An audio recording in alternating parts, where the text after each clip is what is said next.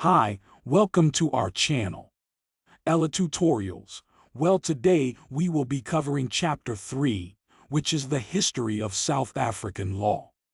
Please do not forget to like, share, and subscribe to our channel.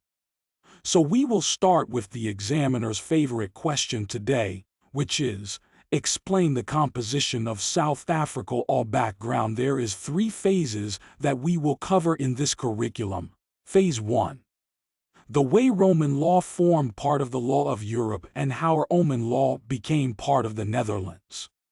This law in Netherlands became known as Roman Dutch law. Phase 2. Movement of Roman Dutch law from the Netherlands to the Cape. These were based ultimately on Germanic tribal law, Frankish, Frisian, Saxon, supplemented by privileges and by laws Koran, and were themselves affected by an earlier infiltration of Roman law. Phase 3. The way Roman Dutch law developed after brought to Cape. The Dutch system of law that was exported to its colonies was thus dominated by the Roman Dutch tradition of the time. So, how exactly did the Roman Dutch law become Roman law? The Roman era spanned across 753 BC 476 AD. The height of the Roman Empire was during the second half and first 2 centuries AD. It was during this period that Roman culture, law, and development reached its peak. The Roman law administered in this period is known as Classical Roman law. However, in the 4th century, the Roman Empire split into the Western Roman Empire, where Rome was the capital, and the Eastern Roman Empire, where Constantinople was the capital. It was at this point that the decline of the Roman Empire began. Gradually, the Germanic tribes began to infiltrate the Western Roman Empire, and in 476 AD, when Rome was overthrown, a Germanic ruler took to the throne. With this, he brought over Germanic laws and Roman law. Although greatly weakened, it was still practiced through canon law. The reception of Roman law in Europe was one of the reasons that Roman law remained alive. In the Eastern Roman Empire, however, Roman law survived successfully and resulted in the Emperor Justinian creating the Corpus Juris Civilis. This is a collection of Roman law and aided the reception of Roman law in other countries.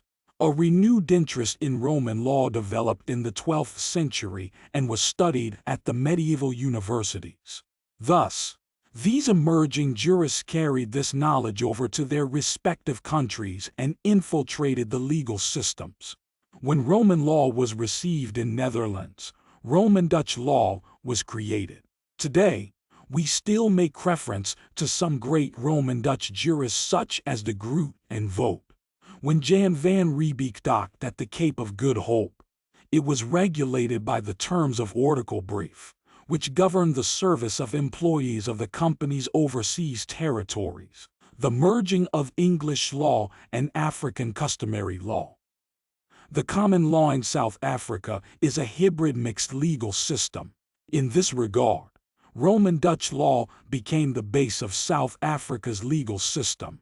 When the British occupied the Cape, they brought with them the principles of English law, which were administered mainly under the rule of law and the administration of juristic. Let's recap. In 1806, the English colonized the Cape of Good Hope. They, in turn, brought with them their law, which was called the English common law. English law did not replace Roman Dutch law, but it had a significant impact on various branches of South African law, such as the law of procedure and commercial law. The common law in South Africa. Definition of common law: the law practiced in South Africa that is not written down as legislation is therefore a hybrid mixed legal system. It is based on Roman Dutch law, but also includes rules and principles from English law.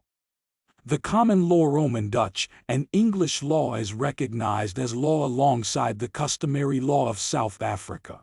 African customary law was not recognized, nor was it a written law. As a result, when the Constitution of 1996 officially recognized customary law, the codification process began. Thanks for watching. Please do not forget to like, share, and subscribe.